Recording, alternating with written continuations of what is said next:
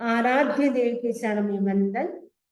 आदरणीय स्वामी जी, उपस्थित भाइयों तथा बहनों, मोक्ष प्राप्ति के 23 बोल, इसकी चर्चा हमारी कई महीनों से चल रही है। तो मोक्ष प्राप्ति के 23 बोलों में से हमने कितने बोलों की चर्चा की, याद है किसी को? 6 बोल। कौन बोले? उस्मा, राइट।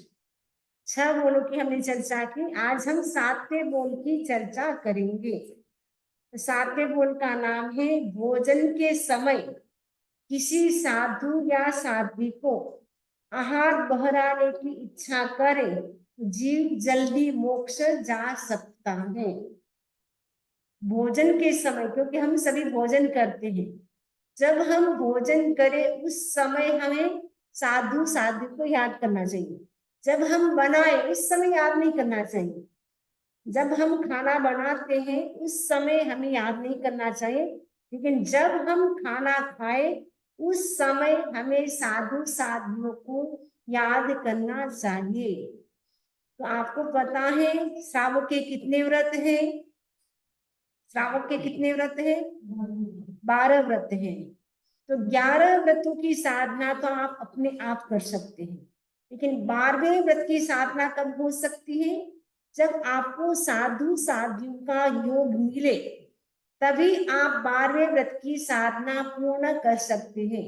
जब तक साधु साध्वियों का योग नहीं मिलता है, तब तक हम 12वें व्रत की आराधना नहीं कर सकते हैं।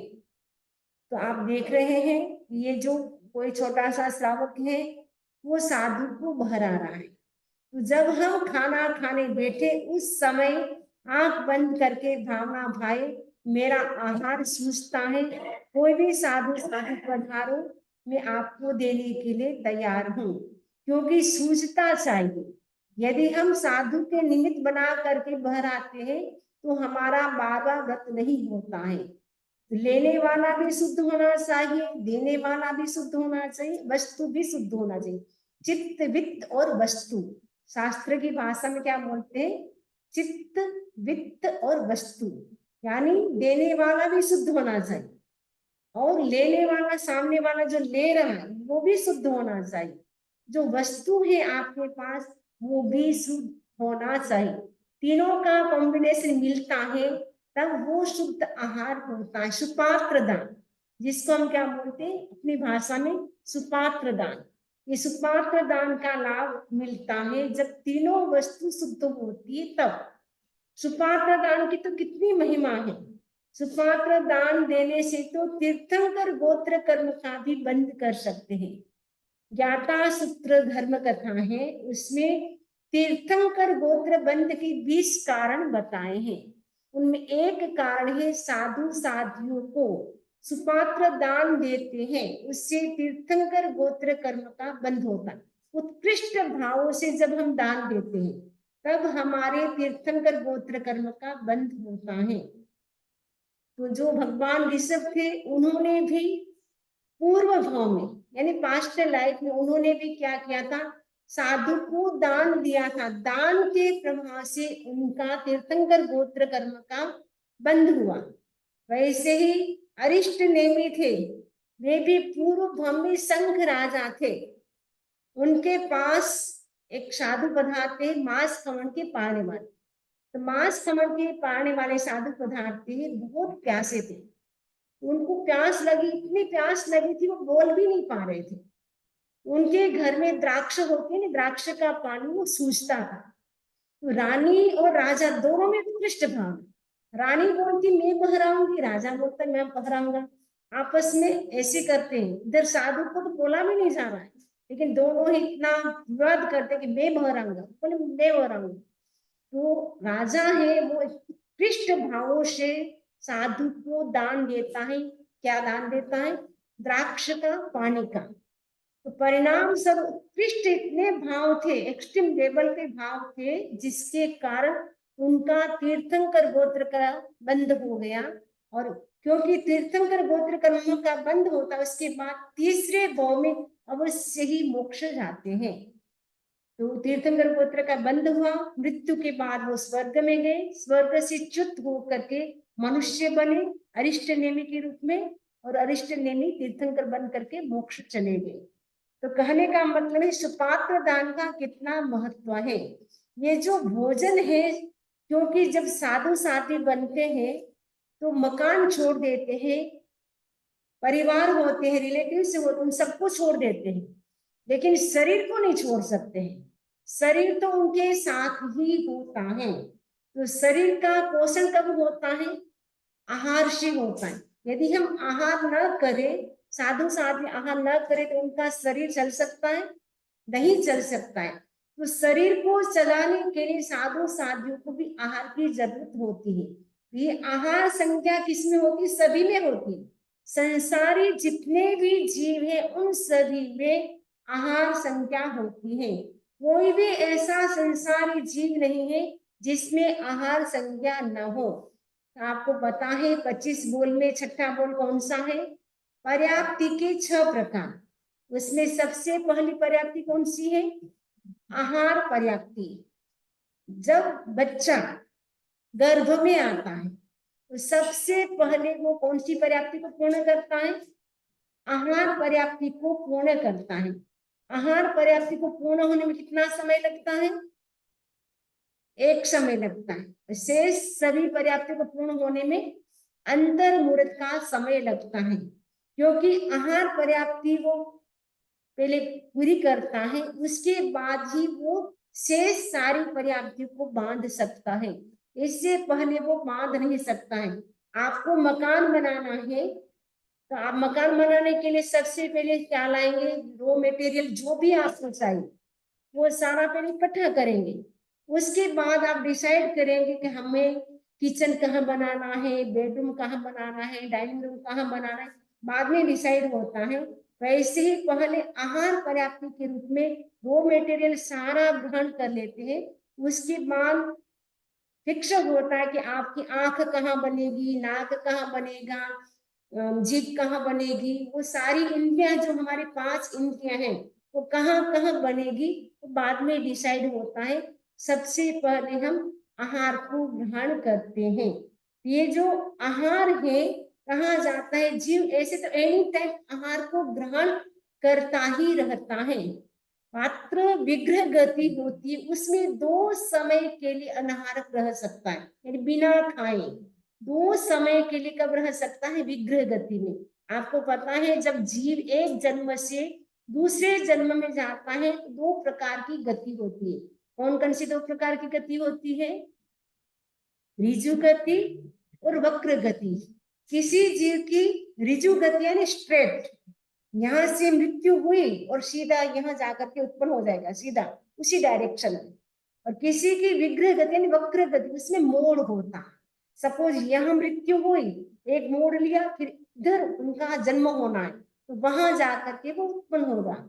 तो विग्रह गति में तो एक ही समय लगता है, यहाँ से गया और वहां उत्पन्न हो गया तुरंत ही। यहाँ तो सब रो रहे हैं, वहां उनका बर्थडे मना रहे। सपोज वो स्वर्ग में गया है तो यहाँ तो अपने को होता है ना कि अरे मृत्यु होगी, लेकिन आत्मा की मृत्यु नहीं होती। मृत्यु किसकी होती है? शरीर की मृत्यु होती है। आत्मा क्या है? अजर अमर अविनाशी है। देह मरे छे हूं नथी मरतो, अजर अमर पद मारो। देह मरता है यानी शरीर की मृत्यु होती है, आत्मा की मृत्यु नहीं होती है। सपोज वो स्वर्ग में जाता है तो यहाँ तो सभी, यहाँ तो डेड बॉडी पड़ी है, लेकिन स्वर्ग में देवी देवता क्या कहते हैं? आपने क्या दान किया, क्या पुण्य किया, आपने क्या लास्ट में त्याग प्रत्याख्यान किए, संधारा क्या क्या किया, जिसके कारण आप स्वर्ग में आएंगे। वो अधिकांश से देखता है कि हाँ मेहुल भाई ने मुझे संधारा करवाया था लास्ट टाइम, पिताजी अगर स्वर्ग में है तो देखेंगे अधिकांश से। तो मुझे लास्ट टाइम बचकान कराए थे और मैंने पूरी जागरूकता से प्रत्याख्यान को ग्रहण किया था। मेरे भाव लास्ट टाइम बहुत अच्छे रहे थे, जिसके कारण मैं स्वर्ग में उत्पन्न हुआ हूँ। ये कोई नहीं पूछते कि आपके कितने बेटे थे, कितने पोते थे, कितने हाउस थे, कितने ऑफिस थे, वो कुछ नहीं पूछते। क्या पूछते हैं? आपने क्या दान किया, क्या पुण्य किया, क्या त्याग किया, जिसके कारण आप स्वर्ग में उत्पन्न हुए हैं। वो कहने का मतलब है जब जीव एक समय वाली गति लेता है यानी ऋजु गति होती है तो एक समय लगता है। जब वो विग्रह गति यानी वक्र गति यानी जन्म कहीं और होना है, जैसे यहाँ से मरा तो इसको डायरेक्ट यहाँ नहीं होना, उनको दो मोड़, कभी किसी के दो मोड़ होता है घुमा, किसी के एक होता है। तो जो वक्र गति होती है वो 4 समय वाली होती है। 4 समय वाली वक्र गति होती है। यहाँ से तो आहार लेके चला, बीच का 2 समय जो होता है वो अनाहारक होता है। फिर जन्म लेते ही सबसे पहले वो आहार लेता है। यहाँ से आहार लेके चला और वो वहां बीच का 2 समय था, 4 समय वाली है, तो बीच का जो 2 समय होता है उस समय वो आहार नहीं करता है। और जन्म लेते ही सबसे पहले जहां भी उनका जन्म होता है वो पुद्गल ग्रहण करता है। स्वर्ग में जन्म लेना है तो फूलों की जो सया होती है वहां के पुद्गल ग्रहण करता है। नरक में उत्पन्न होता है तो कुंभी के जो पुद्गल होते हैं उसको ग्रहण करता है। मनुष्य अगर बनता है तो माता के क्या लेता है, माता का वीर्य होता है ना, माता का शुक्र नहीं, पिता का शुक्र, माता का वीर्य होता है रज, माता का रज और पिता का शुक्र, तो वो ग्रहण करता है, उसको हम बोलते हैं अपनी भाषा में ओज आहार। तो सबसे पहले गर्भ में बच्चा जब आता है तो सबसे पहले वो क्या लेता है, माता से रज लेता है। रज का मतलब ब्लड होता है एक प्रकार का। शुक्र, पिता से शुक्र लेता है, रज और शुक्र दोनों मिलकर के ओज आहार कहलाता है। तो जन्म लेते ही सबसे पहले वो आहार को ग्रहण करता है। चारों गति के जीव आहार करते हैं। आप कहेंगे कि देव गति के जीव कैसे करते हैं, तो देव गति के वो कवल आहार तो नहीं करते हैं, लेकिन वो जब उनकी इच्छा होती है तो रोम कुपोषी आहार को, रस को ग्रहण कर लेते हैं। सपोज इनको पूरी खाने की इच्छा हुई कि पास्ता खाने की इच्छा हुई देवता को, वो अपने रोम कुपोषित रस को ग्रहण कर लेते, खींच लेते हैं। वो अपने जैसे मुंह से नहीं खाते हैं। देव गति के जीव अपने जैसे मुंह से नहीं खाते हैं, और नरक गति के जीव वो भी मुंह से नहीं खाते, वो भी रोम कुपोषी आहार को ग्रहण करते हैं। वहां के जो भी पुद्गल होते हैं नरक गति के, उनको वो ग्रहण करते हैं। मुंह से वो भी नहीं खाते हैं नरक गति के जीव भी, और देव गति के जीव भी मुंह से नहीं खाते हैं। मनुष्य गति और तिरंज गति के जीव मुंह से खाते हैं। जैसे हम लोग खाते हैं मुंह से, इच्छा से, जब भी इच्छा हो तब खा लेते हैं। और तिरंज गति के जीव भी आप देखते हैं, एनिमल्स होते हैं, केट होती है, डोगी होती है, वो अपने मुंह से खाते हैं। तो मनुष्य गति और नरक, हाँ, तिरंज गति के जीव तो मुंह से खाते हैं। उसमें जो एक इंद्री, 2 इंद्री, 3 इंद्री, 4 इंद्री, समुच्चय पंचेंद्री, वो भी अपने मुंह से नहीं खाते हैं। वो भी वहां उनको, वो भी रोम कुपोष से ही सारा सब कुछ ग्रहण करते हैं। आप सपोज उनको खाद डालते, पानी डालते, जो भी होता है वो भी रोम कुपोष ही ग्रहण करते हैं। उनके उस प्रकार के जो रोम कुप होते वैसे वो ग्रहण कर लेते हैं। कहने का मतलब है चारों गति के जीव आहार करते हैं। आहार के बिना हम संसारी जीव रह नहीं सकते हैं। भगवान ऋषभ के समय के जो साधु साध्वी थे वो कितने समय आहार करते थे, कितने समय की तपस्या करते थे, आपको पता है? भगवान ऋषभ के टाइम कितने समय की तपस्या होती थी? भगवान ऋषभ के टाइम 8 महीने की तपस्या होती थी। ठीक है, नहीं सॉरी, 12 महीने की तपस्या होती थी, क्योंकि भगवान ऋषभ ने 12 महीना तप किया था। और उसके बाद दूसरे तीर्थंकर से लेकर के 23वें तीर्थंकर तक 8 महीने की तपस्या होती थी, यानी 8 महीने तक वो भूखे रह सकते थे। और भगवान महावीर स्वामी के टाइम 6 महीने की तपस्या होती थी। तो भगवान महावीर स्वामी ने जो अभिग्रह किया था वो 5 महीने 25 दिन का था। कहने का मतलब है इतने समय की वो तपस्या कर सकते थे। वर्तमान समय भी हम देखते हैं, कोई मास खमन करता है, कोई 65 भी कर लेता है, 75, कोई 108 भी कर लेते हैं।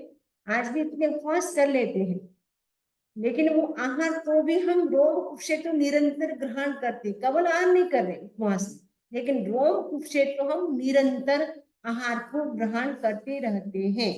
तो चारों गति के जीव, 24 दंडक 4 गति के जितने भी जीव हैं सभी के सभी आहार ग्रहण करते हैं। आहार के कितने प्रकार हैं? 3 प्रकार हैं, ओज आहार, रोम आहार, कवल आहार।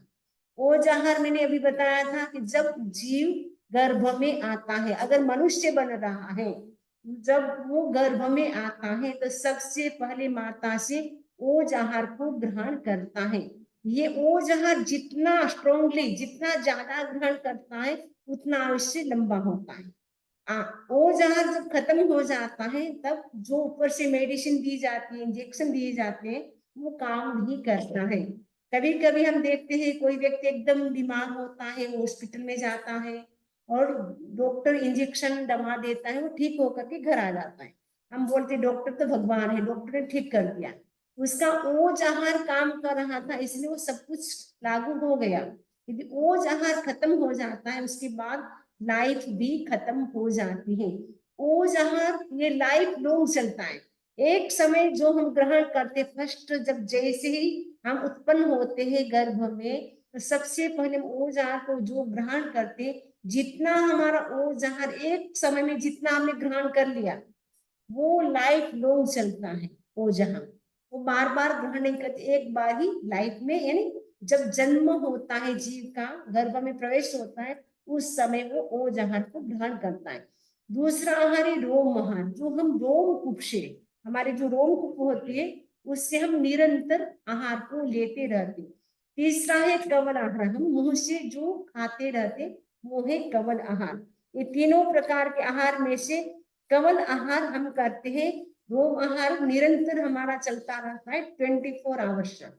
ओज आहार का हम केवल जन्म के प्रथम समय में ही ग्रहण करते हैं। तो आहार के 3 प्रकार, ओज आहार, रोम आहार और कवल आहार।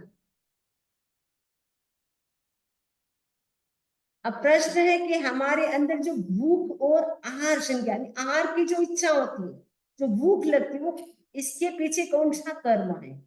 भूख लगती है, क्योंकि भूख लगती है कि नहीं लगती है? भूख लगती है तो कौन से कर्म के कारण भूख लगती है? क्षुधा वेदनीय। तो भूख लगती है, वो वेदनीय कर्म का जब उदय होता है तो व्यक्ति को भूख लगती है। और आहार की इच्छा, आहार संज्ञा का मतलब आहार की इच्छा होती है, मोहनीय कर्म का उदय होता है, तब व्यक्ति को आहार की इच्छा होती है। आहार करने की जो हम इच्छा होती है, इसका मतलब है हमारा मोहनीय कर्म है, क्योंकि मोहनीय कर्म वेदनीय कर्म अनादि काल से है। जब से हम उत्पन्न हुए हैं, जीव जब से पैदा हुआ है, तब से 8 कर्म है, उसमें वेदनीय कर्म, मोहनीय कर्म भी है। तो वेदनीय कर्म के कारण तो भूख लगती है, और मोहनीय कर्म के कारण आहार संज्ञा, आहार करने की इच्छा होती है। आहार की इच्छा के कितने प्रकार है? तो ठाणक सूत्र है, उसे बताएं कि आहार करने की इच्छा 4 कारणों से होती है। फर्स्ट है, जैसा कि मेहुल भाई ने बताया, क्षुधा वेदनीय कर्म का जब उदय होता है, तो व्यक्ति को आहार करने की इच्छा होती है। दूसरी बात है, आहार को देखने से ऐसी इच्छा नहीं होती। कभी कभी टेबल पे लगा हुआ होता है, आपको लगे कि बहुत अच्छा है, देखने में बहुत टेस्टी लग रहा है, तो आहार देखते ही आपको खाने की इच्छा हो जाती है। कभी कभी आहार का चिंतन करने से, कोई बातें करते हैं आहार की, आज तो ये बनाने वाले, वो बनाने वाले, अच्छा ऐसा तो वो टेस्टी, तो बहुत अच्छी चीज है। तो आहार का चिंतन करने से भी व्यक्ति को खाने की इच्छा हो जाती है। जब पेट खाली हो जाता है, तो भी व्यक्ति को खाने की इच्छा होती है। ये ठाणक सूत्र में 4 बातें बताई है कि आहार की इच्छा व्यक्ति को क्यों होती है। तो इसके पीछे 4 कारण। पहला, क्षुधा वेदने का उदय होता है। दूसरा, आहार को देखने से इच्छा हो जाती है। तीसरा, आहार का चिंतन करने से। चौथा, पेट खाली होने से हमें आहार की इच्छा होती है। साधु के आहार के कारण, साधु जो आहार करता है, वो साधु आहार क्यों करता है? तो साधु आहार इसीलिए करता है कि संयम का पालन, क्योंकि जो संयम लिया है, तो उसका पालन अच्छी तरह से कर सके, उसके लिए साधु आहार करता है। क्योंकि बिना आहार किए कितने दिन चल सकता है? 1 महीना, 2 महीना चल सकता है, 3 महीना चल सकता है, लेकिन बिना खाए ज्यादा समय व्यक्ति जी नहीं सकता। इसीलिए साधु को भी आहार करना होता है। साधु पूर्ण रूप से संयमी होते हैं, इसलिए साधु को यदि हम आहार बहराते हैं, उनकी साधना में हम सपोर्टी बनते, यानी हम सहयोगी बनते हैं। हम साधु साधियों को दान देते हैं, तो ज्ञान दर्शन चारित्र की जो साधु होते हैं वो आराधना करते हैं, उनकी आराधना में हम भी सहयोगी बनते हैं।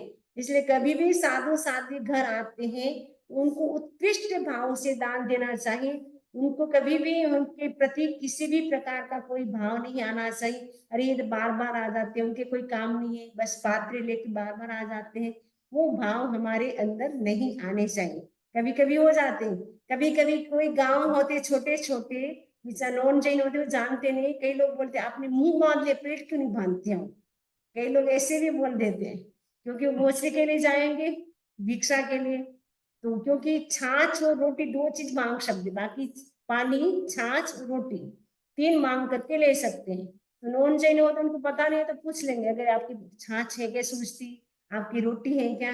तो कई लोग बेचारे अनजान होते, जानते नहीं कि महाराज आपने मुंह तो बांध ले, पेट क्यों नहीं बांधा, मतलब आप क्यों खाते हो। उनको लगा कि दीक्षा लेने आपको खाना भी नहीं होगा। हाँ, मैं भी संस्था में जब गई ना, तो मेरे को पूछते आप नाश्ता करते हो क्या, आप खाना खाते हो क्या, इनका शरीर है तो सब कुछ करना ही पड़ेगा, बिना खाए पिए कैसे रह सकते हो। उनको ऐसे लगा कि दीक्षा लेने के लिए चले गए ना, आप कुछ नहीं करती होंगी, सोचे साधना ही करती होंगी। साधना भी तब होगी जब खाएंगे तब होगा। तो साधु भी जो आहार करते हैं, वो टेस्ट के लिए नहीं करते हैं। कहा जाता है गौतम स्वामी के लिए, तो कहा जाता है वो आहार करते थे, एक जबड़े से दूसरे जबड़े में भी नहीं जाने देते, राइट साइड खा रहे हैं तो लेफ्ट साइड भी वो नहीं जाने देते थे। जैसे जो सर्प होता है बिल में सीधा घुसता है, वैसे ही साधु भी आहार करते डायरेक्ट बिना स्वाद लिए वो नीचे उतार देते हैं, मतलब अनासक्त भाव से करते। एकमात्र उद्देश्य होता है संयम का पालन।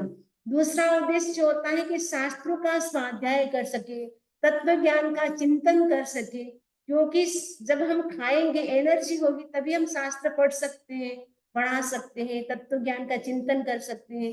बिना एनर्जी तो हम क्या कर सकते, कुछ नहीं कर सकते। इसलिए साधु साथी क्या करते हैं, शास्त्रों के स्वाध्याय के लिए, तत्व ज्ञान का चिंतन मनन करने के लिए वो आहार करते हैं। तीसरी बात है साधु संतों की सेवा करने के लिए, क्योंकि आहार करेंगे तभी साधु संतों की सेवा कर सकते हैं। यानी व्याख्यान भी तब कर सकते हैं, लेक्चर भी तब दे सकते हैं जब आहार किया हुआ होगा। चौथी बात है जीवन निर्वाह के लिए, यानी शरीर तब चलेगा जब हम आहार करेंगे। तो कई कारण है, इरिया समिति का पालन करने के लिए भी वो आहार करते, क्षुधा वेदनीय को शांत करने के लिए भी आहार करते हैं। तो 6 कारण बताए हैं उत्तरायण सूत्र में।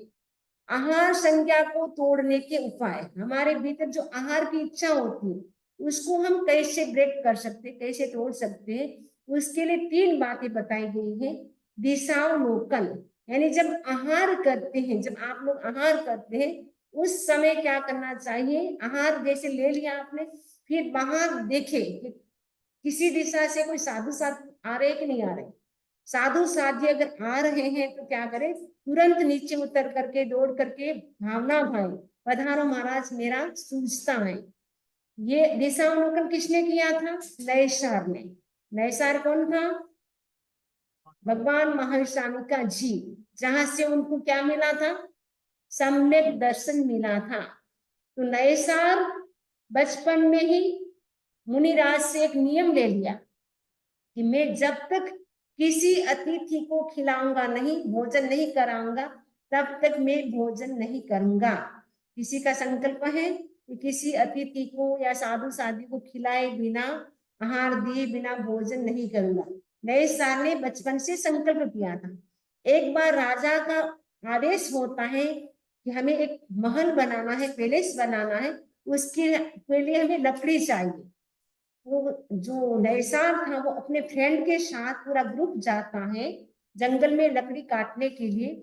लकड़ी काटने का काम कंप्लीट हो जाता है, उसके बाद लंच का टाइम होता है, तब टिफिन खोलता है, लेकिन नैसार था उसको याद आता है, क्या याद आता है, मेरा संकल्प है। ऐसा नहीं अपन होता तो एक्सक्यूज कर देते, कोई बात नहीं जंगल ही है तो कौन मिलेगा, लेकिन नैसार ऐसा नहीं था। नैसार ने सोचा ना, नहीं मेरा संकल्प है। वो क्या करता है, ट्री के ऊपर चढ़ता है, चारों ओर देखता है, चारों दिशा में देखता है कहीं से कोई साधु आ रहा है क्या। तो अचानक दो साधु उनको दिखाई देता, आप देख रहे हैं ना, नए सारे देख रहे हैं चारों दिशाओं में, दो साधु उनको दिखाई देते हैं।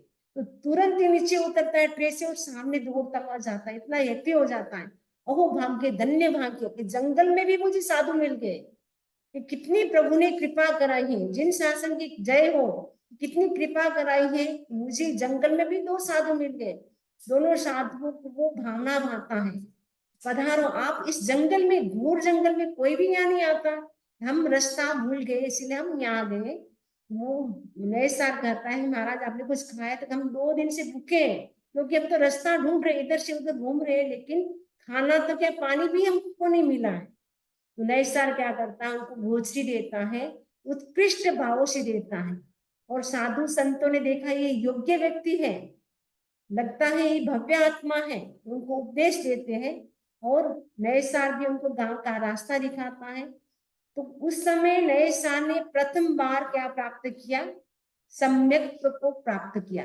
उससे पहले नए साल मिथ्यात्मी था, पहली बार साधु को दान दिया, दान के प्रभाव से सम्यक्त की प्राप्ति हो गई।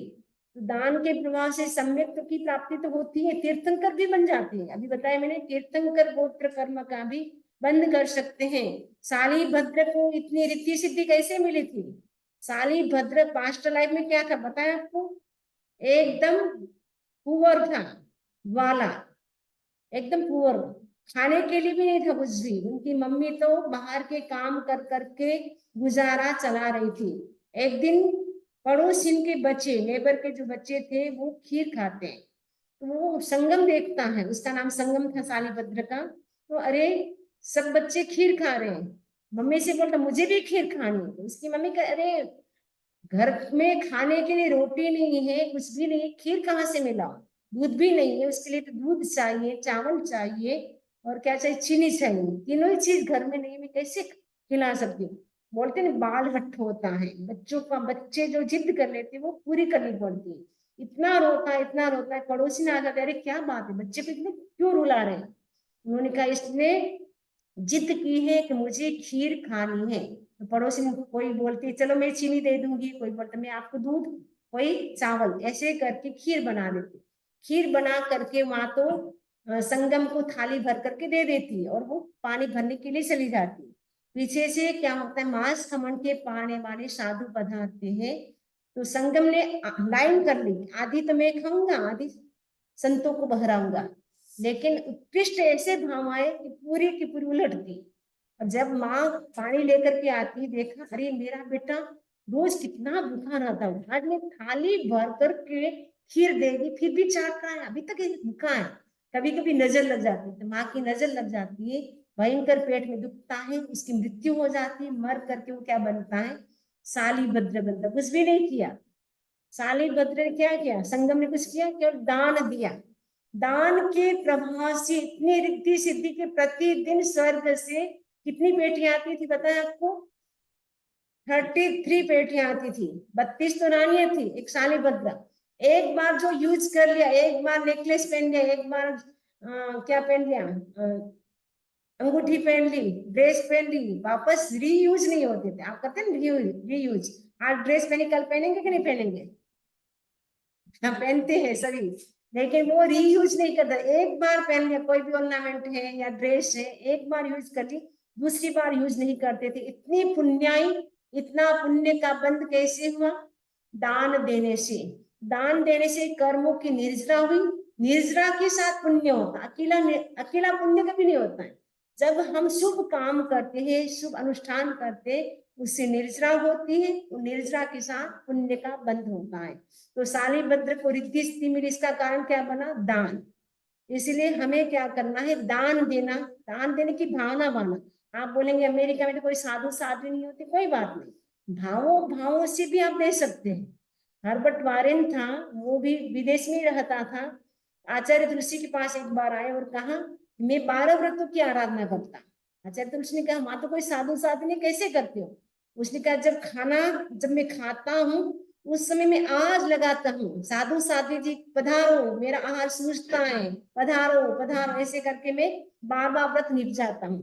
तो अमेरिका में रह करके भी, वो अमेरिका में पता नहीं विदेश में रहता था, तो 12 व्रतों की आराधना करता था। तो आप भी अमेरिका में रह करके 12 व्रतों की आराधना कर सकते हैं। जब खाना खाने बैठे उस समय साधु साधियों को भावना भानी है। और दूसरा है द्वार पर प्रतीक्षा, यानी हमारा जो गेट है, डोर है, वहां पर जाकर के देखना कोई साधु साध्वी आ रहे, तो डोर पर जाकर के देखें। ये किसने किया था आपको पता है? जीरण सेठ, नाम सुना हो? तो जीरण सेठ था। भगवान महावीर स्वामी चातुर्मास करने के लिए पधारते हैं, तो प्रतिदिन भगवान महावीर स्वामी को भावना बाता, बनते पधारो, आप हमारे घर गोचरी पधारो, पारणा कराओ। भगवान महावीर स्वामी तो ध्यान में खड़े रहते थे, कोई आंसर नहीं देते थे। ऐसे करते करते 4 महीने, चातुर्मास का 4 महीना कंप्लीट भगवान ने क्या था? चौमासी तप किया था। जब चौमासी तप का पारणा होता है, जीरण सेठ तो प्रतिदिन दरवाजे के पास आता है, प्रतिदिन वो भावना बांटता है। तो भावना भाने भाने भाने से इतने इतने शुभ योग हो गए, इतने कर्मों की निद्रा होने से इतना पुण्य का बंद हो गया। वो जीरण सेठ जब देखता है, क्योंकि भगवान तो चलते चलते पूर्ण सेठ के चले जाते, जीर्ण शेठ के नहीं जाकर के पूर्ण शेठ की पारणा करते हैं। पूर्ण शेठ की जब पारणा करते हैं तो आपको पता है, जब तीर्थंकर पारणा करते हैं, पंच दिव्य प्रकट होते हैं। उसमें देव दुंदुभी बजती है, पंच वर्णों की फूलों की बारिश होती है, देव दुंदुभी बजती है। तब जीर्ण शेठ लगता है, अरे कितना मैं अभागा हूँ, मैं रोज भावना माता हूँ, मेरे घर नहीं पधारे। भगवान महावीर ने कहा, अगर 2 मिनट के लिए अगर उनको पता नहीं चलता, देव दुंदुभी की आवाज नहीं आती, तो उनको केवल ज्ञान की प्राप्ति हो जाती। इतने उत्कृष्ट भाव हो गए थे, भावना भांति भांति।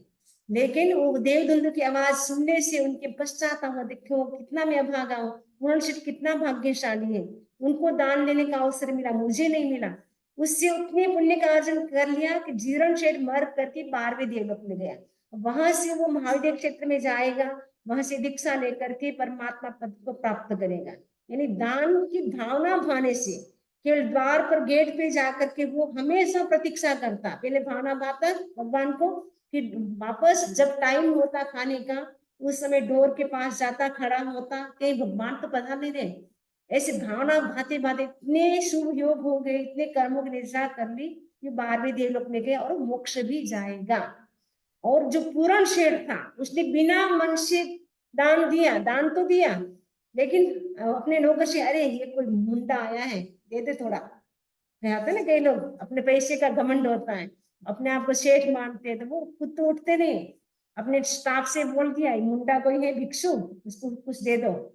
तो तीर्थंकर पारणा करते तो देवों का नियम होता है, पंचवृष्टि वर्षा करते हैं। पंचवृष्टि की वर्षा हुई, बाकी उनको कोई प्रॉफिट नहीं हुआ, कोई बेनिफिट नहीं हुआ, क्योंकि बिना मन से दान दिया था। मम्मन सेठ ने दान दिया, वापस लड्डू ले लिया, दान दिया तो उनको लाभ तो मिला, बहुत धन माल मिला, लेकिन उसका उपयोग नहीं कर सके, क्योंकि वापस लड्डू ले लिया था ना, इसलिए खुद खा नहीं सका, खिला भी नहीं सका, खा भी नहीं सका। उल्टा क्या मिला? 7वीं नरक, 7वीं नरक का मेहमान बनना पड़ा।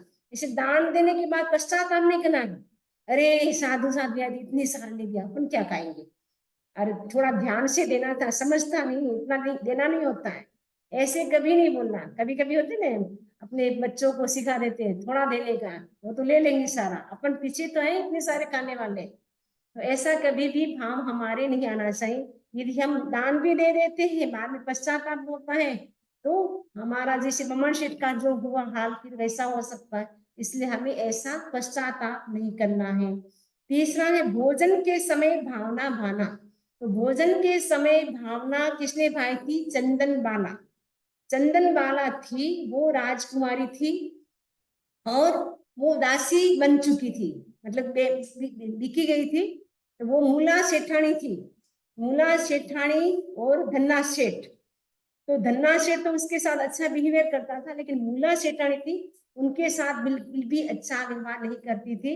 उनको लगा कि धन्ना सेठ को उनसे अटैच हो रहे, लगाव हो रहा है, उनका कैसे डिटेच करने के लिए वो क्या किया, उसने जब धन्ना सेठ बाहर जाता है, उसको मुंडी कर दिया, नीचे जो होता है ना बेसमेंट, उसमें डाल दिया, और पूरे बेड़ी बांधती, और वो खुद पियर चली जाती है। ऐसा करके फिर वो क्या होता है, धन्ना सेठ जब गांव से आता है, देखता है घर बंद है, फिर आवाज लगा, चंदना चंदना चंदना कहाँ है? तो पप्पा मैं यहाँ हूँ।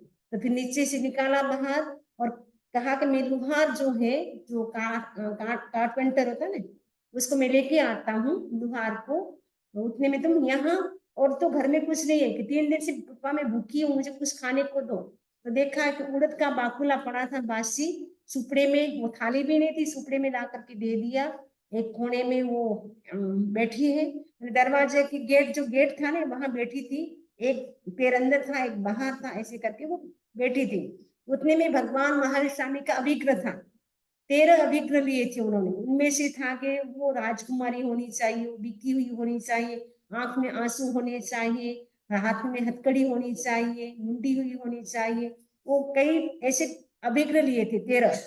उनमें से देखा भगवान महावीर ने कि 12 अभिग्रह तो मेरे पूरे हो गए, लेकिन आंख में आंसू नहीं है। और चंदन माला इतनी भूखी थी फिर भी मन में भावना बा रही थी, कोई साधु संत पधारे, कोई भगवान पधारे तो मैं अपने हाथों से दान दूं। हमें तो सामने आहार आते फटाफट खाने की इच्छा हो जाती है, ऐसी याद भी नहीं आती उस समय साधु संत कि पहले हम भावना भाई उसके बाद खाएं। 3 दिन की भूखी थी फिर भी वो भावना भाती है, और भावना भाती ही भगवान महर्षण पधारते हैं और वो वापस लौट जाते हैं, तब जोर जोर से रोती है, मैं कितनी अभागी हूँ, कितनी दुखियारी हूँ, मेरे जैसी कोई संसार में दुखियारी नहीं होगी, ऐसे करके वो जोर जोर से रोती है। भगवान महावीर को पता चला कि मेरा अभिग्रह जो मैंने लिया था 5 महीने 25 दिन तक, भगवान महावीर प्रतिदिन गोचरी जाते हैं लेकिन अभिग्रह नहीं फलता है। 5 महीना 25 दिन जब कंप्लीट होता है, तब चंदन माला के हाथ से आप देख रहे हैं बाकुला ले रहे हैं भगवान महावीर। भगवान महावीर जैसे ही बाकुले लिए दान दिया, उसी समय देव धुंदुभी बजती है, पंचवर्ण की वर्षा होती है, चंदन बाला जो मुंडी थी सिर पे सुंदर बाल आ जाते हैं, पूरे गहने बहुत सुंदर ड्रेस भी आ जाती है। और कहा जाता है ये चंदन बाला सबसे पहली शिष्या भगवान महावीर स्वामी की बनी। भगवान महावीर स्वामी की प्रथम देशना तो खाली गई थी, लेकिन जो सेकंड देशना दी वैशाख शुक्ला दशमी के दिन तो कोई साधु साध्वी श्रावक श्राविका नहीं बने, लेकिन वैशाख शुक्ला 11 के दिन तीर्थ की स्थापना की। तीर्थ का मतलब होता है साधु साध्वी श्रावक श्राविका। तो साधु तो बने थे, ये आपने देखा था नाटक में, गौतम स्वामी, ठीक है, अपने शिष्यों के साथ 1400 शिष्यों के साथ वो दीक्षा लेते हैं। गौतम स्वामी प्रथम शिष्य बने और चंदन माला है साध्वियों में प्रथम शिष्या बनी। तो चंदन माला के अंडर में कितनी साधवियां थी?